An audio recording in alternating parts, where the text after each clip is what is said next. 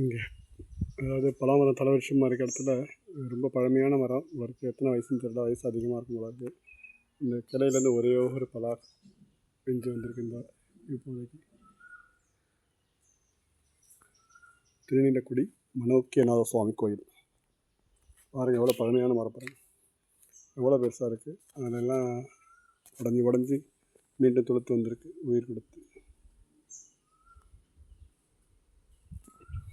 பக்கத்தில் இருக்க மரத்தில் பெரிய ரசம் இருக்குது. இது இப்போ இளங்கன்று போல் மதுசெல்லாம் அரசங்கம் நடந்து கிடக்கு. வில்வ மரம், அந்தியாவட்டை, நந்தவனம் அப்போல்லாம் வச்சுருப்பாங்க எல்லா கோயில்லையும். கிழுவை மரம் இருக்குது.